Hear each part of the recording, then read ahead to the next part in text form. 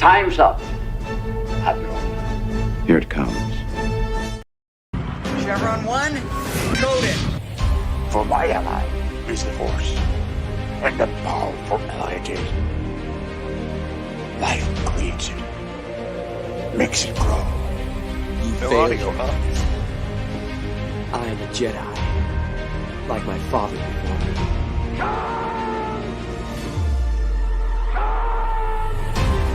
Cry hammer, and let's set the dogs of war.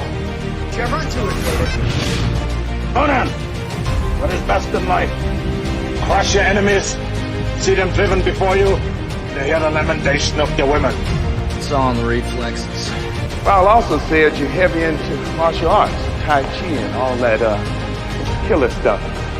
I suppose we have to register you as a lethal weapon. Chevron 3 encoded. And somebody ought to belt you in the mouth. But I won't. I won't. The hell I will. Chevron 4 encoded. Do you expect me to talk? No, Mr. Bond, I expect you to die. Chevron 5 encoded.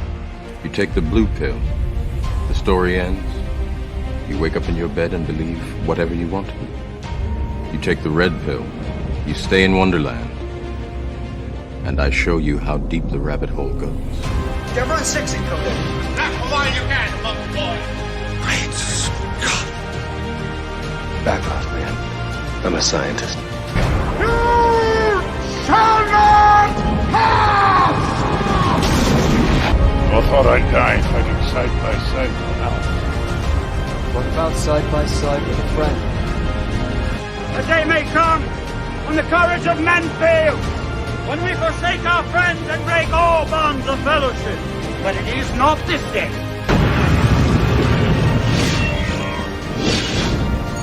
Chevron 7 is locked.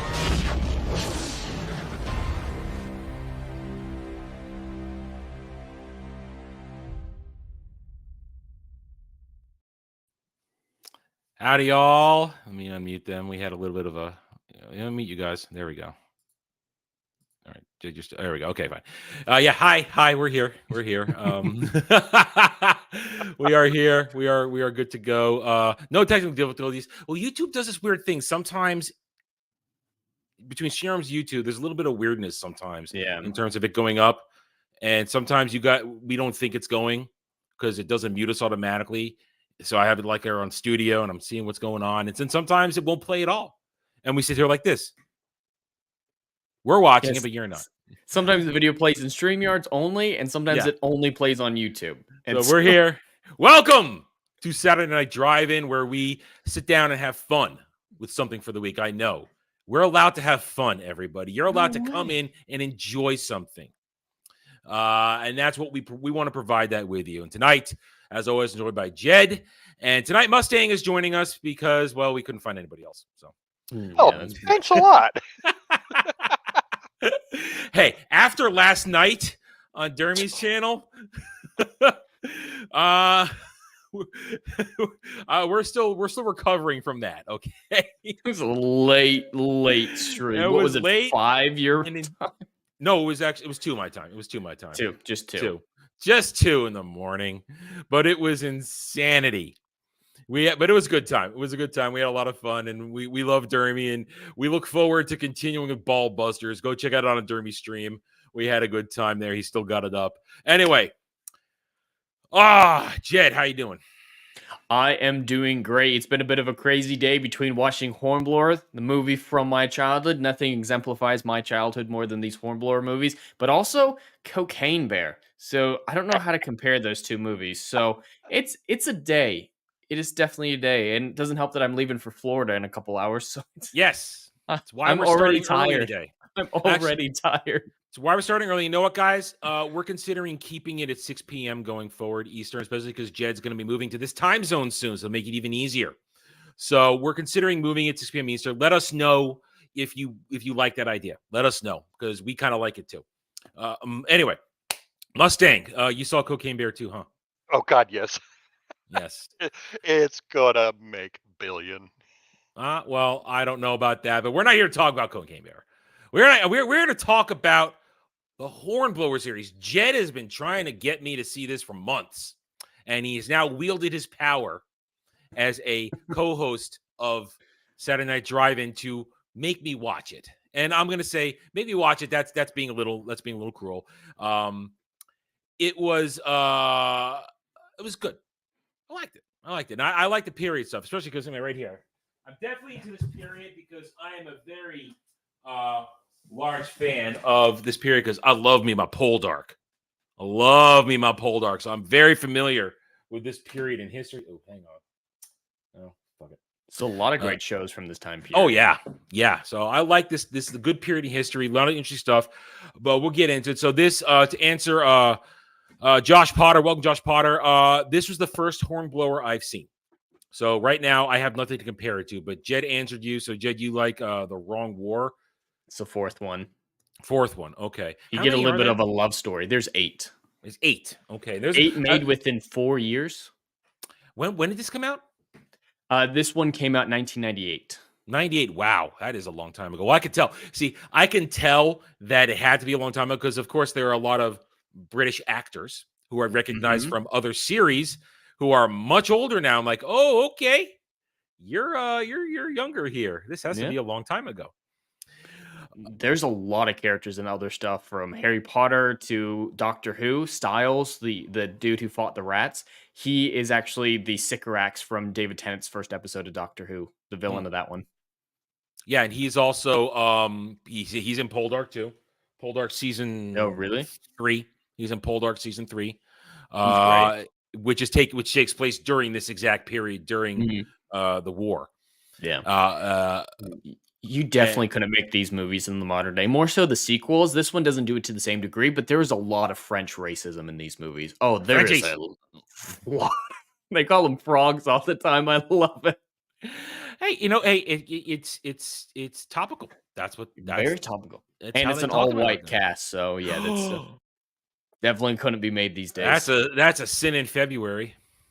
Why do you think I picked it? We give no Fs. If you guys forget it, we give no Fs around here. We don't care.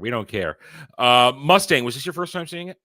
Oh, no, God, no. I've seen it before. Okay. Jed just reminded me of it last week. I was like, oh, hell yeah, I'm watching this. Okay, so this is my first foray. Really? Is it? Yeah, I've never seen it before. Foray. I think it's about average for the Hornblower movies. Like, it's not even in the top 3 for me. So many better I'll say ones. let's just dive right in because we don't want to. We're guys. We're gonna try and get out of here within the first hour so Jed can have time to get to his airplane and not be stranded. We are going to get right into it. I will say that it was an hour 40 minutes. Slow start. Very slow start, and it goes but I can see how it builds and how it properly builds upon it, getting Horatio to where he needs to be at the conclusion. Of course, a lot of things are predictable. A lot of moments are predictable. When was it Samson? His foil for this, Samson is that his last name? Simpson. Jack Simpson. I'll call him Jack. Jack. Jack was predictable as soon as he appears. Like, oh, okay, here's the guy who's going to give him shit the whole movie. Here's the guy who's going to be a problem. And now here's where it did get me. I didn't know that Quentin was going to knock him out and take his place. I thought I was going to get I thought we were going to get an early hero moment from Horatio going up against Jack at that moment. So that surprised me. I was a little disappointed, but I get it because it was a character building moment for Horatio to see his buddy Quentin. Clayton. Clayton. Sorry. Yeah, first time seeing it. Too many names. I got a lot of names running around my head. Clayton, to see him take that shot for him, and again, it's kind of even though it was a small moment, and again, it's a movie. You don't have a lot of time to build up these characters that's early on. I'm sure in the books there's probably a little more time surrounding them. Clayton, talking about how you shamed me. I was a man that was going to let a boy fight something for him, and I couldn't be a coward forever. That hit home in terms of a character moment, even though it's his dying moment. It hit home. It's a great little arc, self-contained in just the first act. He dies before the first act is over, And it's so well done. It's simple. This movie is simple at its best. Just like you're saying, it's predictable. It gets a lot of basic stuff right, specifically the arcs. And that's one of the things I love most about it. Like Horatio's arc into self confidence. That's his big one. And the other one is the arc of loyalty among those main 4 crew members, because you don't really think about it at the very end of the movie, but they were previously loyal to Jack specifically because he was their midshipman, and they loved him because he let them do whatever they want. Yep. But by the end of the movie, Horatio's like, you take him below, you lock him up, and they don't even hesitate. That's the thing. loyalty earned. I realized when Captain Pellos, what's his name, Pellew. Love him. When he gave Horatio the command there and said, "These are your guys. If they f up, you f up." Mustang. I really like. I again, this is predictable. Like, okay, he's going to whip these guys into shape, and they're going to be loyal as f to him. I saw that coming, but I like it because I appreciate that kind of crew team building thing. I know you like that kind of stuff. When I knew that there would be loyalty is when the salute came to Horatio. That's when I knew he had it. That salute means so much with so little. It's a start. Knew that he had it was a start. Yeah, it's a start. Well, it wasn't with these crew members in the British Navy. A big thing is discipline, of course, and they're used to being treated like garbage because a lot of these guys, in this historical context, were press ganged, which, for those of you who don't know, is basically the draft. You're just kidnapped. You're literally kidnapped in the night, sometimes beat over the head, and you wake up aboard ship. And you're like, you're a sailor now. Congratulations. And so these people have a inbuilt resentment towards the Navy and all officers because this isn't the life that they chose. And they come to love Horatio because he's the first officer they've encountered who cares for them. He goes so far out of his way to save Davy's life, including getting himself nearly in trouble with the second lieutenant. He's like, "Lieutenant, you've just got a splinter. This guy's lost his leg." That could get him in a ton of trouble, especially at the time and his rank. And they saw that. And that's what makes loyalty, not being aggressive. Yeah. Josh Potter, don't worry about spoilers. We are going to jump all over the place here because we've seen it. And this is a discussion thing. This is not a hide anything. Depending on what we talk about, sometimes we'll go along the track, but we're going to bounce around. So don't worry about spoilers. Just don't spoil future things for me because I haven't seen it yet. Yeah, just the movie. I've got to ask Jed something because he said it twice now. What is the fourth book? What is the fourth movie's title for you? Because I think I've got a different title than you do. Wrong War. Okay, it's the Frogs and the Lobsters is what I've got. So yeah, several of these movies came out with alternate titles. This one is the more common example of it. In England, it was called The Even Chance, but in America, it was The Duel, just like a Philosopher's Stone. Yeah, I knew this one was a duel, so that's why I was. Let me say that. Let me comment on titles. I like it when a title is mentioned within the context of the story. I try to do that. I try to do that in chapters when I'm writing to make sure not all the time, to try to make sure either the title of the book or the title of the chapter gets referenced. So I really appreciated it when we get to the duel moment where it's supposed to be Horatio versus Jack. He says, "Well, I think I have an even chance." I'm like, "Oh, they worked it in that quickly." Okay. And then at the very end, when the Papillon is coming in to save the Indies. How do you get the French name right, but none of the English ones? Because I spoke French. Because I've taken French. That's why. Sorry. Let me English ones. What are we talking about? Well, you're just like, oh, that guy's name is Quentin. Oh, this guy's name is... Because I don't remember his name. I can remember his ship name. Papillon. I know, it's funny. I love Butterfly, because also the movie Papillon. The Papillon is something that's in my head. Yeah, but again, I remember the ship name. It's also one of the last things I saw. I just finished this like an hour ago. But when the Papillon comes in to save the Indefatigable, he says, we get in there. The guy when the guy goes, when the lower rank officer goes, but it's Articles of War say that we can't go in there without our colors raised. Goes, what do we care? We get in there, we give them an even chance to survive. And I thought, hey. It means even more now than it does with the duel, and I appreciated that. I appreciated getting that little work in to gives the I want the title to have meaning, either from the event or from it being a phrase that's important, and I like that. I appreciate that. And I definitely prefer more unique titles as well. And I feel like Even Chance tells more about the story than the duel. The duel just seems really generic to me. Yeah. So I always choose the Even Chance, even though in America it's technically supposed to be the duel. I just personally choose the Even Chance every time. Yeah, I like that. Let's talk about Horatio and his growth. Right at the start, of course, we have an older actor playing younger in the beginning because he has to. Because he's supposed to be 17. I'm like, he's 17. Oh, okay, I see what we're doing here. When we get into we're starting at the beginning. He's a boy, and it's it's your standard hero at the bottom rung. He's starting out in a career he should have started out in easily 5 or 6 years prior, because the comment, you should have started out as a 12, not 17. You don't know this, don't know that, but he has the benefit of some education. He can do math, which is apparent later on, and in two interesting moments, when he first catches his first captain's eye, and then when he screws over the French captain on the dinghy. No, that was great. But yeah, the education is actually, like you said, pretty uncommon in that role, because officers, yes, some of them were there because of academic excellence, but the majority of them were there because they had royal blood. Just like the captain said, if you wanted to make a career in the Navy, it would have been better if you chosen a lord as your father.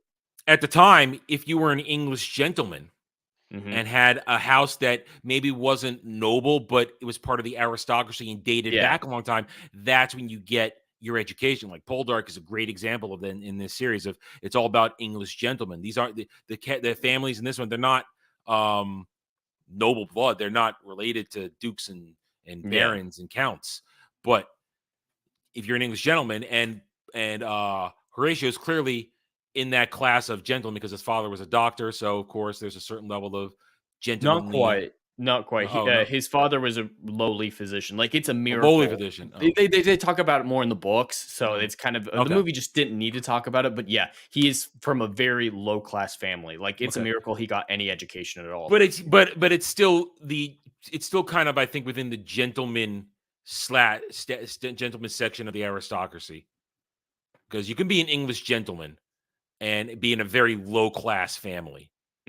But you're still going to get some education. But that plays a large role in this, because he can do math. That means he can use a chart. He can use a compass.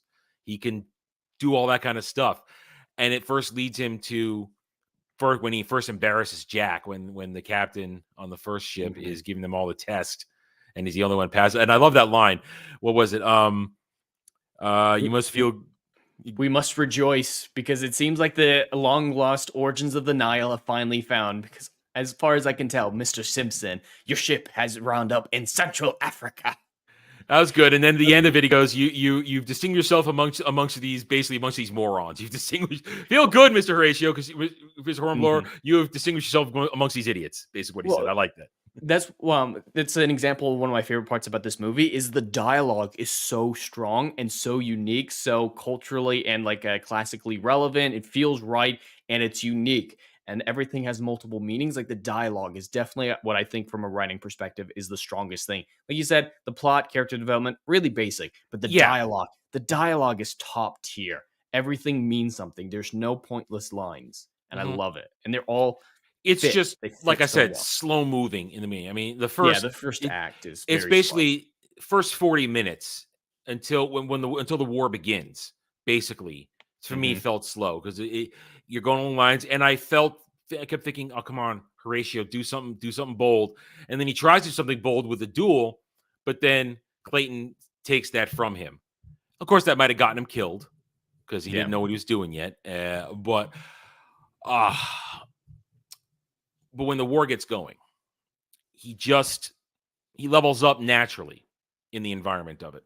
And like you said, like you both said, Mustang, when he earns the loyalty of his what do they call him? His division. Thank you. His division. That is, like I said, it's the start. For me, the entire first episode, because this is it's 8 shows basically, it wasn't slow at all for me, because it showed Horatio's building his loyalty to his first captain, to his men. He didn't want to leave that scum ship basically for a man of war because of loyalty. He had to be told to. I saw that as he didn't want to leave it because he thought that Jack was going to go with them, and he still wanted to stay away from. That's at least that's what I felt when I was seeing that scene. Well, He at thought that point, he knew Jack was staying. So Oh, he he was did? choosing to. Yeah, Jack Oh, was okay. not transferring to the Indefatigable. So Okay. so he was telling the truth when he was telling the captain that, hey, my I loyalty missed is that. to you. Because yeah, his loyalty should absolutely be with that captain because, like I mentioned earlier, he's from a very low class family. This is his only chance to have a decent life, and it's all because this man owed a debt to his father. So he owes this debt to this man as well. It's like, you rescued me from squalor. Of course, I'm gonna Okay. stay loyal to you. Okay. It's I so missed hard that to part. talk I missed about it. this show without knowing the books as well, and Mhm. loyalty through his entire career, even up to the grandest of admirals. Loyalty meant something to him always, Mhm. even Because before the ship. yeah, the majority of the original books were just him as a captain, and then near the end of the series, a bunch of prequels came out for his midshipman status. The first 4 movies are actually based on the first book, so there's 4 movies for the first book, and then lieutenant and whatnot. But this is a bit of trivia. I wanted to mention it while I was thinking about while we're talking about Horatio. Is Gene Roddenberry cited the character of Horatio Hornblower as his inspiration for James T. Kirk. Mm. And it makes a little bit more sense in the books, but even in the later movies, when he is an actual captain, you can absolutely see it. You Oh can yeah, definitely see it. He's really young right now, so you're obviously not seeing established James T. Kirk, but I could absolutely see this being who Kirk was when he was first an ensign aboard. What was that ship he was on? I just watched the episode, but I can't remember his first ship. But yeah, I love that bit of trivia because yeah, Hornblower is very much from a book perspective what established a lot of naval spin-offs as a genre. Like, it's big inspiration for Master and Commander. It's a big inspiration for Star Trek. It's a big inspiration for a lot of the just naval type of stories. This is the one that perfected it to such a degree that made it popular. And the books are just phenomenal. And the movies do a very, very good job adapting it, in my personal opinion. I knew the trivia that you're talking about, and the episode of Star Trek that brought it home to me is when Kirk is talking to Bones, and he says to him, "I was never afraid because when I had you around me," basically. I can't remember the exact line, but That's Star Trek as long 5. as as long as he had his people around him, he knew the loyalty was there. He was never It was afraid. no, it was early in the movie, and then at the end, he's questioning. I thought I was going to die, and then Spock goes, "But you weren't going to die. You weren't alone. I was here." Right. Yeah. As long as he had him around him, he And that knew. was the loyalty aspect because, yeah, loyalty is the defining factor of all the movies. You're going to see that as the connecting thread for all of them. The 7th movie is called Loyalty. Oh So God, loyalty yes. is a pretty big deal. Those later ones are really good.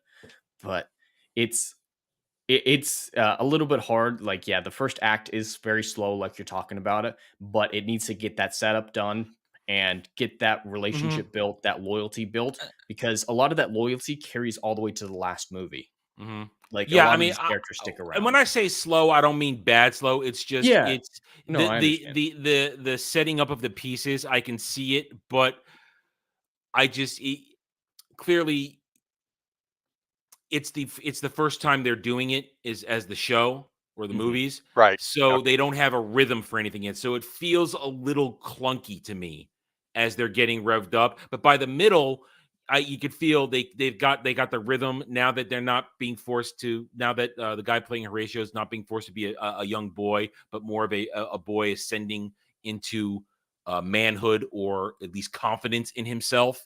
Mhm. And that's when it picks up when he's actually given a chance to do something instead of just reacting to Jack.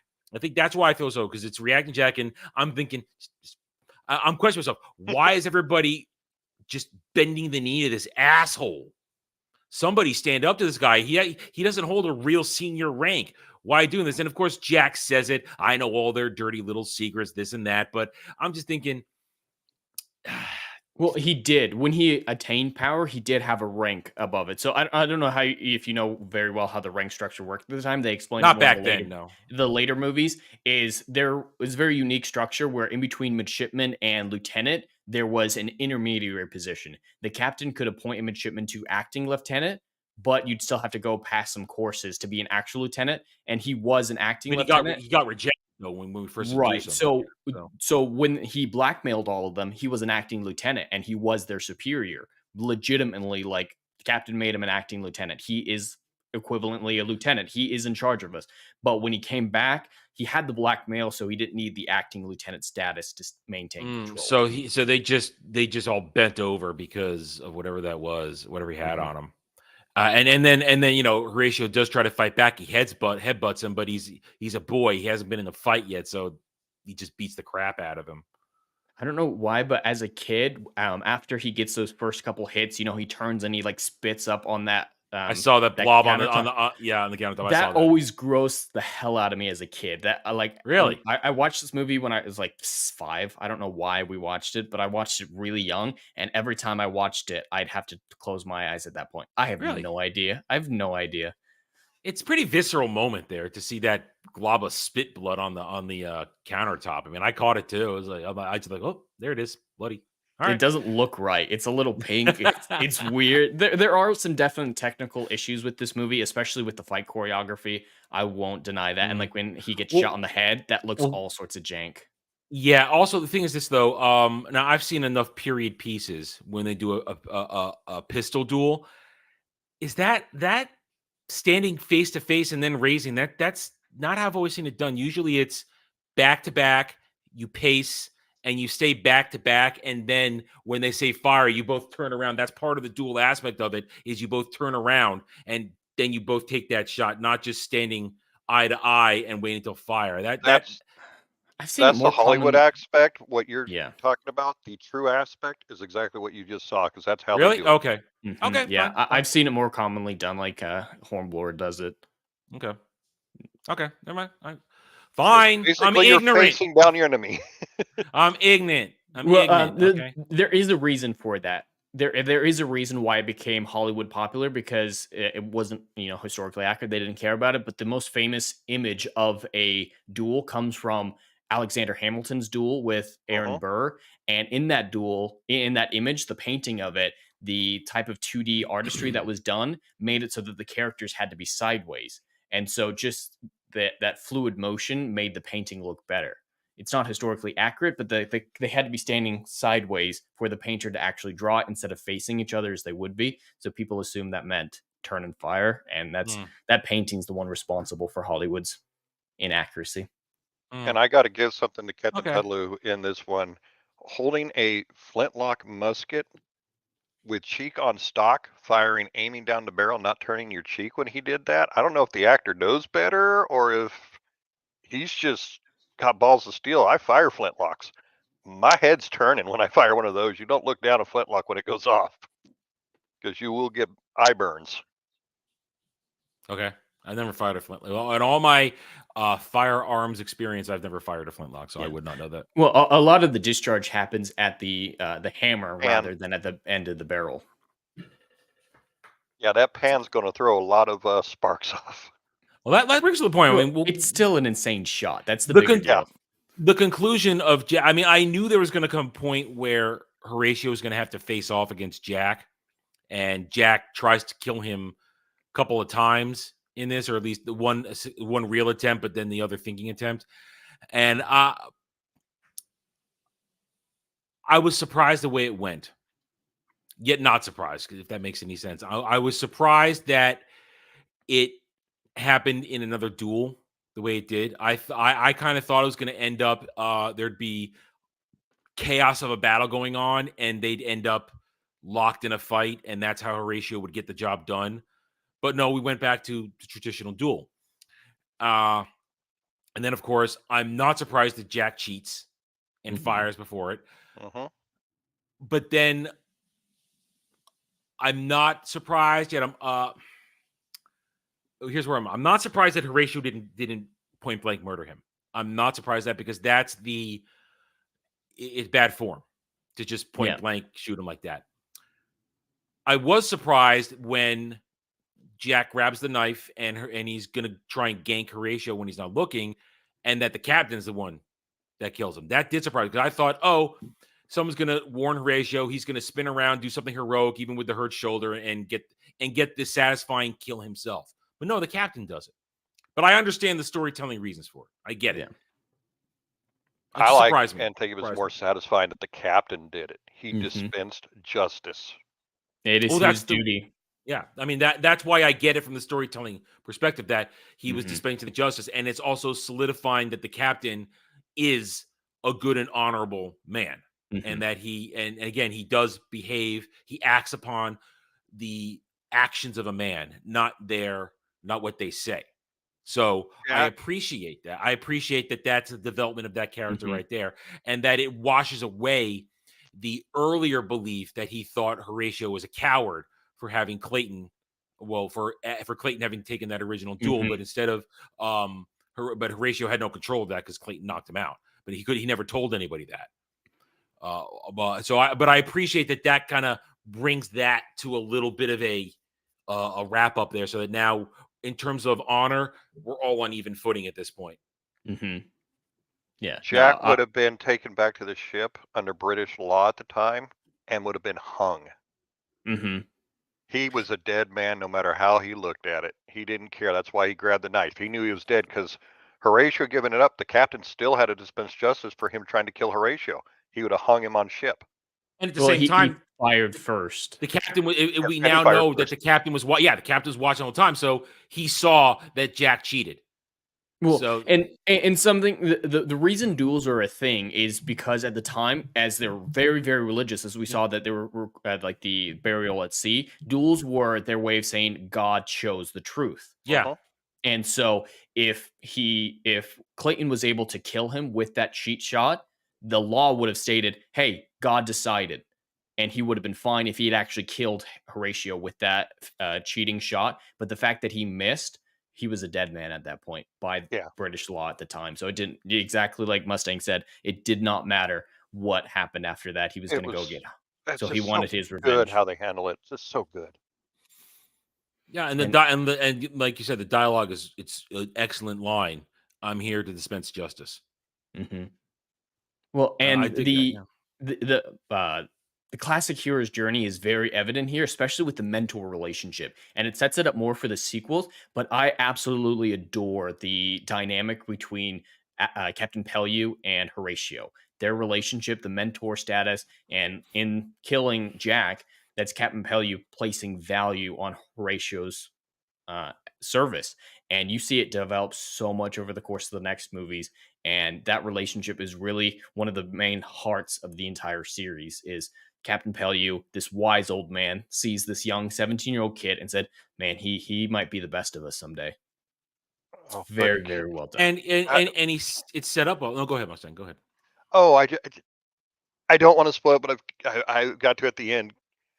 There is a line further down for everybody to watch. You will understand how much Captain Pellew loves Hornblower. No, Well, absolutely. He sees him as his look, son. well, also, Yeah, that's the I line. think if we're starting from this point, you you see him at he sees there's disrespect because we'll talk about let's continue talking about Horatio where he's coming first after the failed uh taking of the rice ship, the food ship Hmm. to back to England, and I kept thinking, is he going to get blamed for any of this? Nope, nope. Okay, they understood that it was all out of his control. But then when he sends him for the boarding party mission, and then and the whole coming back on the Papillon and saving everything, he was just like, my God, yeah, he did this. That's amazing. When Pellew sees him come back and sees the whole thing happen, it's that respect of this kid, balls to the wall, just saved all our asses by just being by being sly, being quick on his Hmm. feet, not raising the colors, by forgetting to by keeping the French colors up there. They were able to slide right in and tactically save the day because this is the 18th century. You're not going to get rapid fire. It takes time to Hmm. reload those cannons. And the French corvettes that had been beating up the Indy, they were in mid reload stage. They had that one. They were circling, ready for boarding, and here comes the Papillon. Horatio has them all ready to go, powder packed, balls packed, ready to go, and he lines it up first on port, then to starboard, and just given the exact moments to fire, knowing when they're going to hit that exact point to do the right amount of damage. And it was tactics, a strategy, and then the strategy of let's sneak up, and then we're going to use exact pinpoint tactics with the element of surprise that's going to we're going to lose it as soon as we start firing. But if we time all our shots, we can cripple each and every one of them before they have a chance. And Pelu, I believe in that moment, he's like, wow, okay, this kid, he acted the only way. That was the only course of action, and he saw it, and we drove it home, and he won the day, and we're all saved because of that. And it's all carried by the performances. Like Robert Lindsay as Pelu, he does his best performance during that fight that you're talking about with the Papillon, and he has very little dialogue. Even when Horatio comes back to the ship, he just asks after his well-being, but the performance he's giving is just that respect that you're talking about. And the acting is just top tier in this movie. I love everything about it. There are flaws like you're talking about, but yeah, the military tactics are on point, the acting, the action, and I just can't fault this movie for any of those issues because and especially with Robert Lindsay's performance in that moment, that respect that you're talking about, when you get a little bit of historical context, it means a little bit more because he owes Horatio his ship, right? And it doesn't matter how you lose your ship at that time in the British Navy. If you're a captain and you lose your ship, that is utter disgrace. It's going to be a miracle if he ever gets command again or even stays in the Navy. Whether or not he lives, if Horatio hadn't come, his life would have been over. And so he owes him his ship. He owes them all their lives. There's just so much that he's indebted to Horatio for. And that is the foundation on which they build a relationship, is that debt. I love how subtle it is. It's all in the performance of Robert Lindsay. Just all right there. This show said and conveyed so much with looks, actions, and movements, and very little with actual words. And the words were chosen very wisely, which ones to use out of the books, because they conveyed what was going on perfect. Well, like Josh Parler is quoting it in the chat. I love that line from the end of the movie. You have fought a duel. That is good. Never fight another. That is better. That is better. You sound a little Spanish there when you said that. Did Not British at all. Sorry. You need to do it Scottish, for God's sake, and not Irish. Don't do it. Oh, especially with the last two movies. Don't do Irish. So I appreciate Horatio's growth. I mean, it's clearly first act, kid out of his element, gets seasick, throws up, and second act, okay, he's given some responsibility, but everything goes wrong, but he still finds a way to maintain his honor and maintain the respect of the burgeoning respect of his new division by not destroying the confidence of his own men when the guy screws up and lets the French captain steal his pistol. He thinks ahead, dropping the compass in the water by knowing where they're. He uses the intelligence. Yeah, fish for it. He uses intelligence there. I like that. That's him coming into his own, finding his confidence, and then of course, Act 3, part of the boarding party. Tightrope walking on the mast to try and cut that stuff out. I mean, just he hates it, but he's going to do it anyway. But it's life or death. And then, of course, didn't ask for command, but has it thrust upon him. And then has enough confidence that he learned in the second act and the loyalty, like you said, the loyalty he built with his boys to say, yeah, Jack, you ain't getting command of this shit. You're going to the brig. You're going down there. You're going to stay there. Even though we could use every hand possible, you are a dirty bastard, and we don't trust your ass. You tried to kill me. You killed Archie, essentially. I don't know if Archie comes back. Don't tell me if he does. But Archie's sent out on that dinghy, essentially death warrant. And it's a great little character growth there, and I dig it. I'm okay. I like it, and it's a nice little full circle in this 1 hour and 40 minutes. Clearly moving on to the following movies where, okay, we're ready for this was the beginning of the hero. Now we're ready for hero moments going forward. And it's a nice, it's as far as a beginning, it's a good beginning. It's a good, solid beginning. And we're ready. And I am ready to see more adventures of this. I'm ready to see where it goes. What I will say though is, I'll say two things. One, complimentary. One, slightly less so. For 1998, very good practical effects, very good setting, very good. The having the ships being at sea, they did a very good job putting all that production value in there. Very good. I like that. The music is pretty forgetful for me though. Oh my god, what did you? I was gonna bring that up at the end and say it's one of my favorite soundtracks. Like 2 tracks specifically. Like how the movie opens, that opening credit song is. I No, didn't love stick this with me. soundtrack so much. I Didn't thought stick we'd with me. agree on that. That was the No. one thing I was hoping. Even if you hated the movie, you'd like it.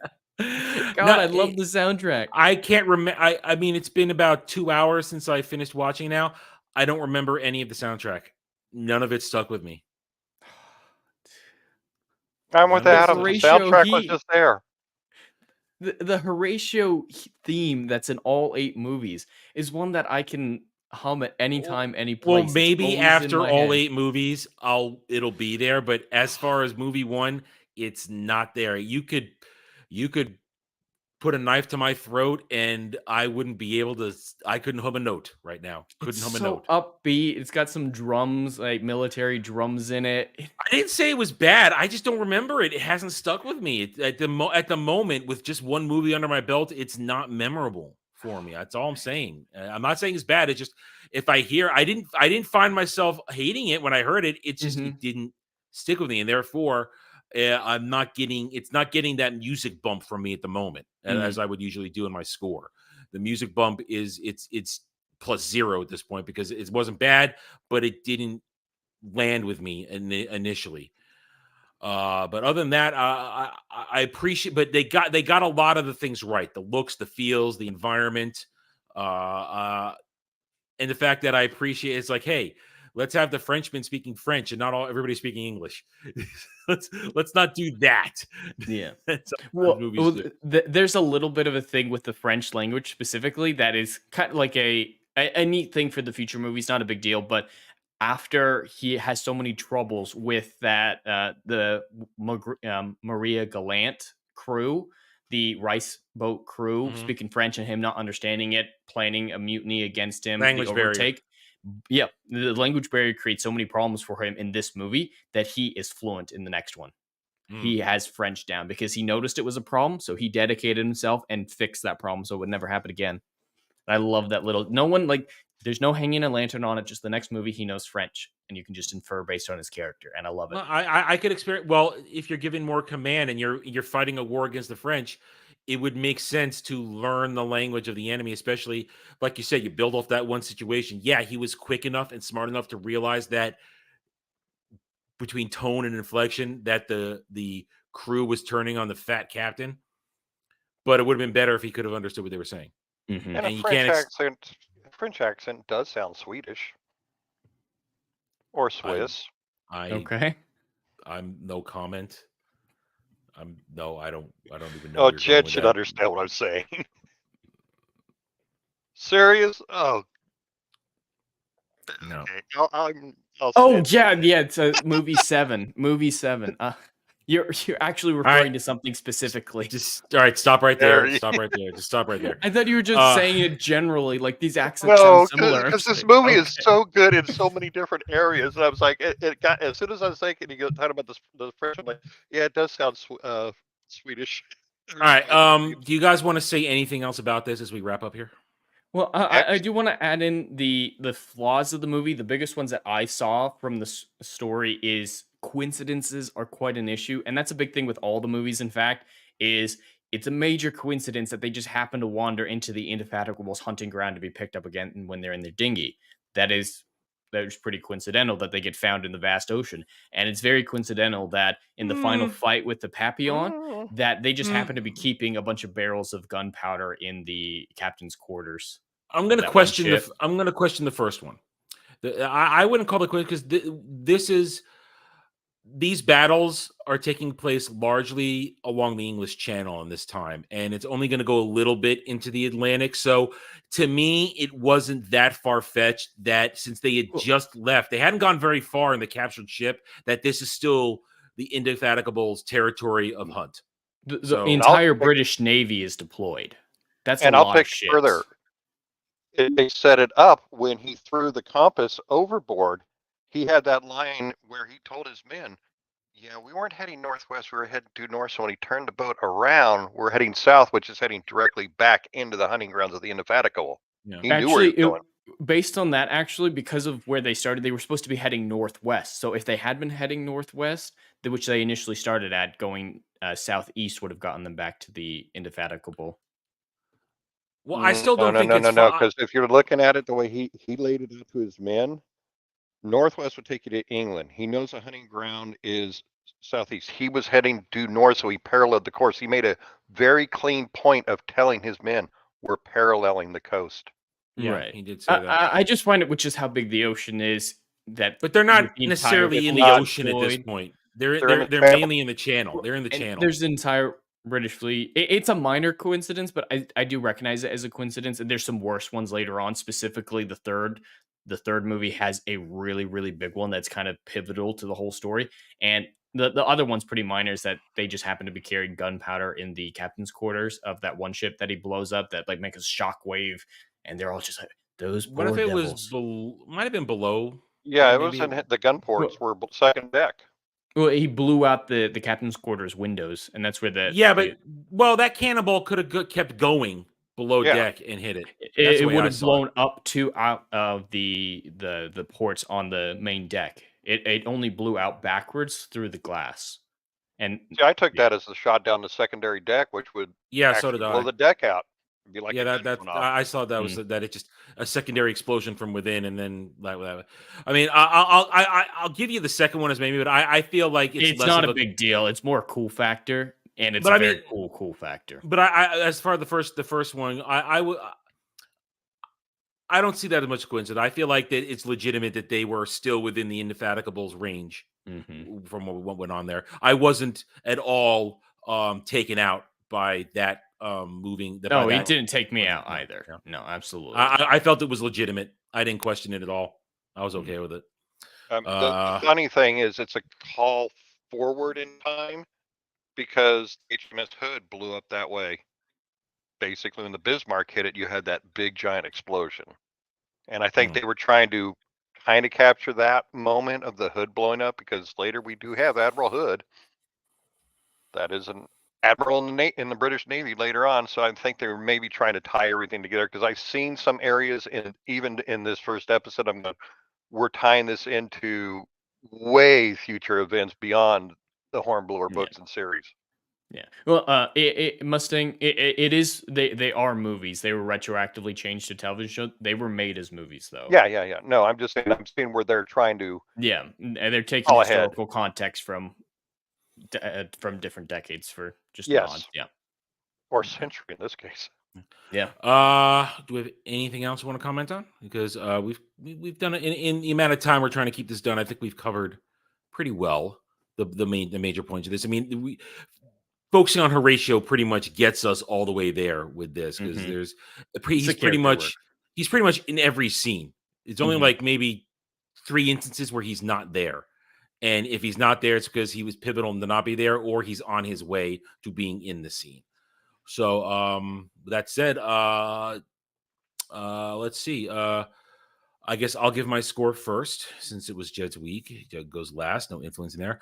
I give this 7 out of 10. I mean, like I said, I work in the slow start. The predictability does play a factor in it, because only once was I surprised, and that's when the captain shoots Jack at the end. That was the only time I was really surprised. Like, I'm like, who got that shot? Oh, the captain. Okay, all right.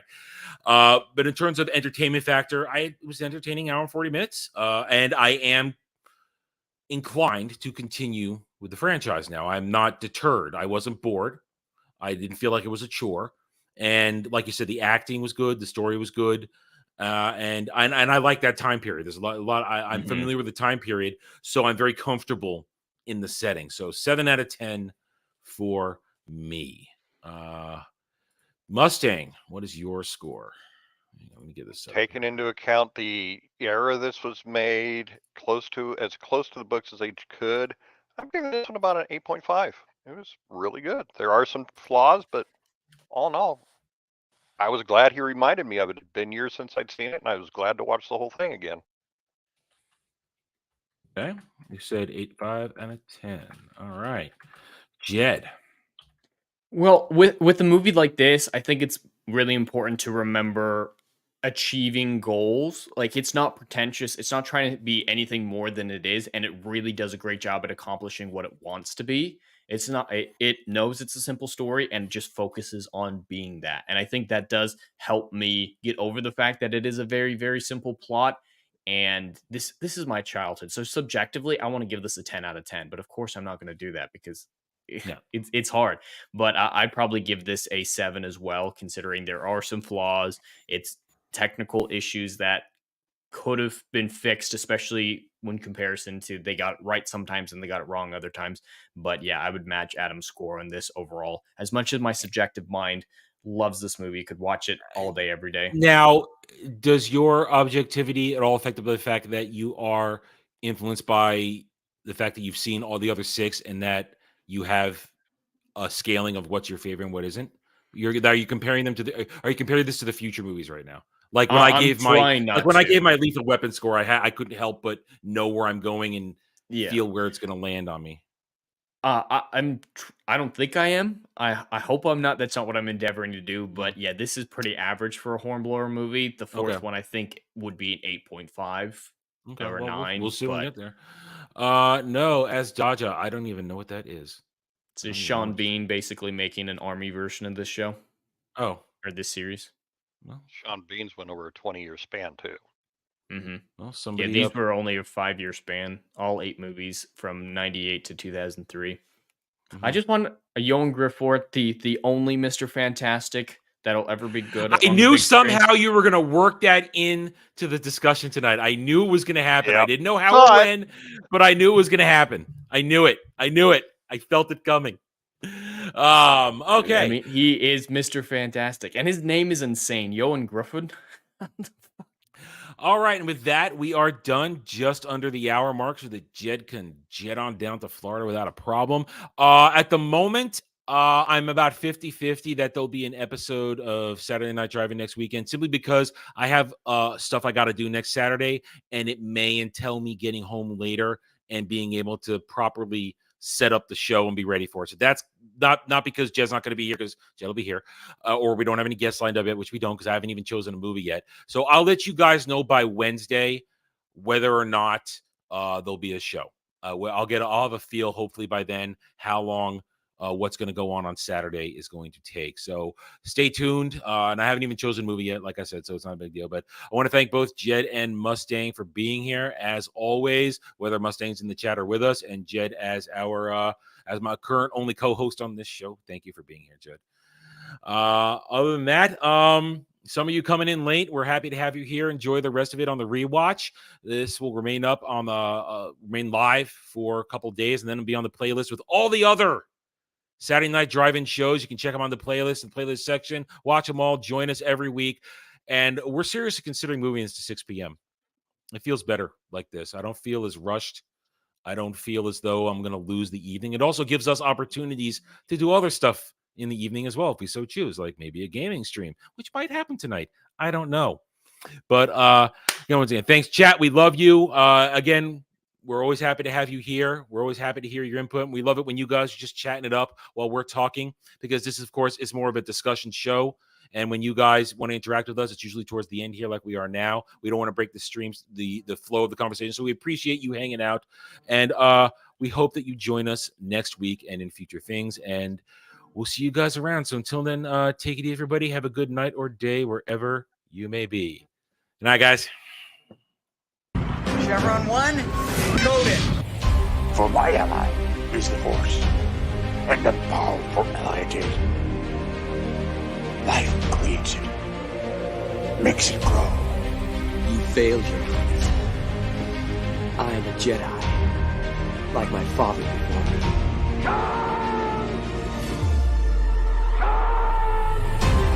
Cry havoc! And let's set the dogs of war! Chevron 2 encoded. Conan, what is best in life? Crush your enemies, see them driven before you, to hear the lamentation of your women. It's all in the reflexes. Paul also said you're heavy into martial arts, Tai Chi and all that killer stuff. I suppose we have to register you as a lethal weapon. Chevron 3 encoded. And somebody ought to belt you in the mouth. But I won't. I won't. The hell I will. Chevron 4 encoded. Do you expect me to talk? No, Mr. Bond, I expect you to die. Chevron 5 encoded. You take the blue pill. The story ends. You wake up in your bed and believe whatever you want to. You take the red pill. You stay in Wonderland. And I show you how deep the rabbit hole goes. Chevron 6 encoded. Knock the line you can, monk boy! Back off, man.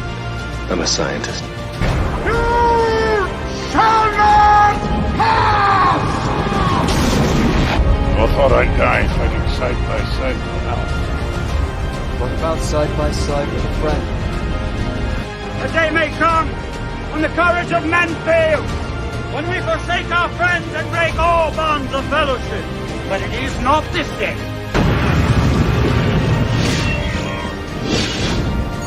Chevron 7 is locked.